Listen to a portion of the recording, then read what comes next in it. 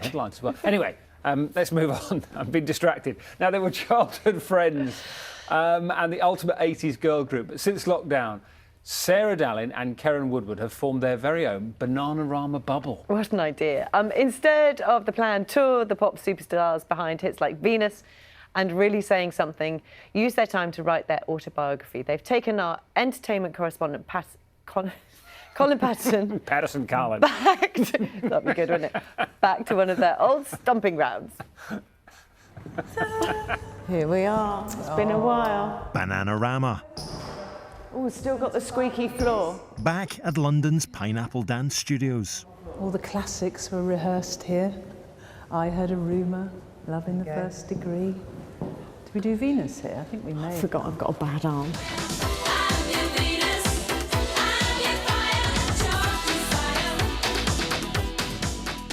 This trip down memory lane is because Bananarama used lockdown to write their autobiography. You have actually been bubbling We've during been lockdown. bubbling since lockdown, yeah. How's it been for you? Great, great actually. Yeah, really good. Yeah, I mean, it made sense because of the book and the fact we're best mates anyway. So while everyone else was doing box sets and jigsaws, Bananarama were writing away. Feverishly Yes, writing away.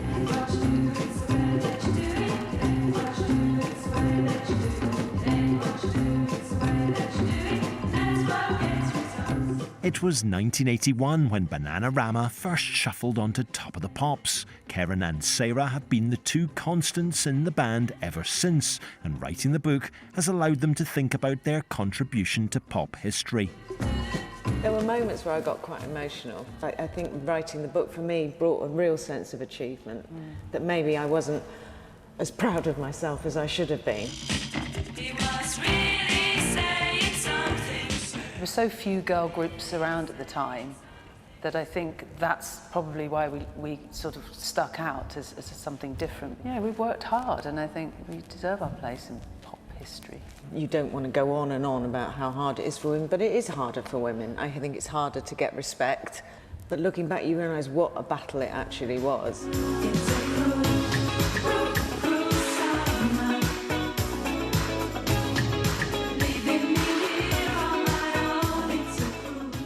The book also deals with some Me Too moments, including when their own security guards stripped naked and expected to get into bed with them.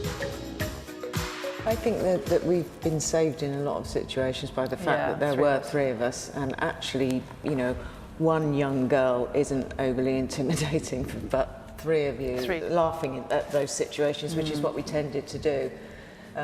Were there many of those situations? Do you know what? Yes, quite a few.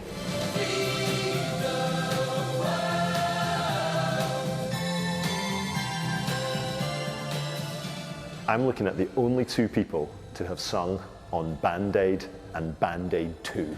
How much does that achievement mean to you? I think the first one was quite extraordinary in that We had absolutely no idea how when we big got it the would call. be. We were quite young, and then stepping out of the little mini metro, whatever we were in, and then seeing Sting, it was just like, oh my God, what's going on? It is incredible looking back. There was only you and Jodie Watley from Shalimar Yeah, that's... as females on the single. What was going on? When you see the group picture and you realise there's just a sea of men and you know, a couple of little girls in there, it is quite extraordinary. I mean, there must have been other artists around at the time. Well, there's Alison Moyet, Kim Wilde, I mean, where were they?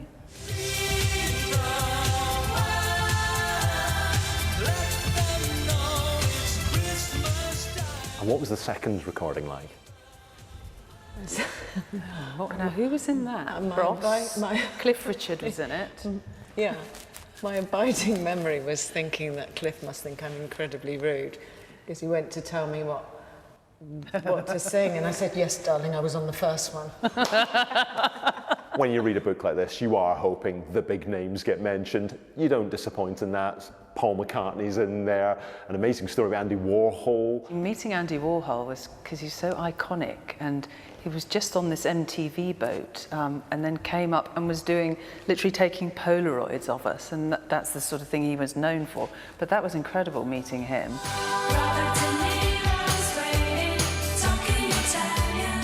And you do tell the Robert De Niro story. You did get to meet up after releasing the single.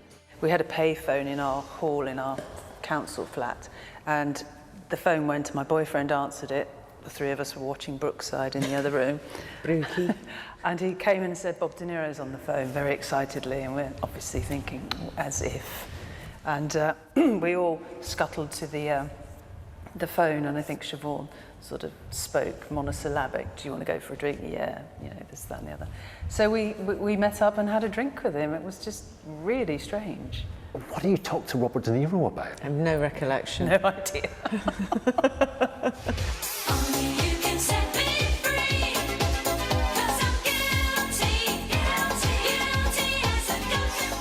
And despite all Bananarama's 2020 tour dates being cancelled due to COVID, they insist they will be back on the road next year. It was so easy every step of the way to think that you could easily be written off and disappear and become invisible. But why should you when you love what you do? And I mean, I'm proud that we're still here and still going, to be honest.